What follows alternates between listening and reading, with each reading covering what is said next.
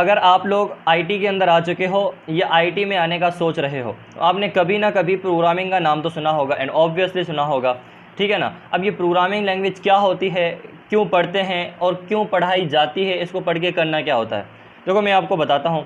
आपने बहुत सारी वेबसाइट देखी होंगी, अपने मोबाइल के अंदर बहुत सारे एप्लीकेशंस देखी होंगी, गेम्स आपने प्ले की होंगी, डेस्कटॉप के अंदर, लैपटॉप के अंदर बहुत सारे आपने ऐसे सॉफ्टवेयर ज़रूर यूज़ किए होंगे।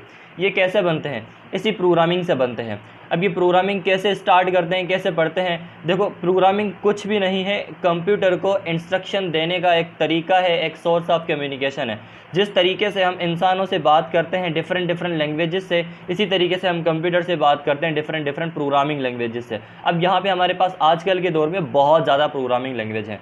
आप किसी भी प्रोग्रामिंग लैंग्वेज को स्टार्ट कर सकते हो, लेकिन ऐसा बच्चा जिसने कभी भी कोडिंग को हाथ ना लगाया हो, कभी भी पता नहीं हो कि भाई क्या होती है, किस तरीके से करते हैं, तो आपको सबसे पहले प्रोग्रामिंग का फंडामेंटल सीखना है। देखो प्रोग्रामिंग का फंडामेंटल ऐसा ही है जैसे आप इंग्लिश लैंग्वेज सीखने के लिए ग्रामर सीखते हो, पार्ट्स ऑफ स्पीच सीखते हो, टेंसेस सीखते हो, डायरेक्ट इनडायरेक्ट सीखते हो, एक्टिव पैसिव सीखते हो, उसके रूल्स सीखते हो, ताकि आप आगे जाके बड़े एसेज, आर्टिकल्स वगैरह बना सकें और सही तरीके से अपनी राइटिंग स्किल को इन्हांस कर सकें। इसी तरीके से आप प्रोग्रामिंग के अंदर प्रोग्रामिंग फंडामेंटल को सीखते हो, ताकि आप उसके बिल्डिंग ब्लॉक को कम्प्लीटली डीपली समझ के फिर आगे इसी लॉजिक को यूज़ करके आप बड़े बड़े लॉजिक्स बनाएं और बड़ी बड़ी एप्लीकेशंस बनाएं। अब ये आगे का प्रोसेस होता है। जब आप स्टार्ट करते हैं प्रोग्रामिंग फंडामेंटल को सीखना, तो आपको समझ में आने लगता है कि आगे एप्लीकेशंस कैसे बनेंगी, आगे वेबसाइट्स कैसे बनेंगी, आगे गेम्स कैसे बनेंगे। इसी चीज़ के लिए आपको पहले इन होना पड़ेगा प्रोग्रामिंग के फील्ड के अंदर।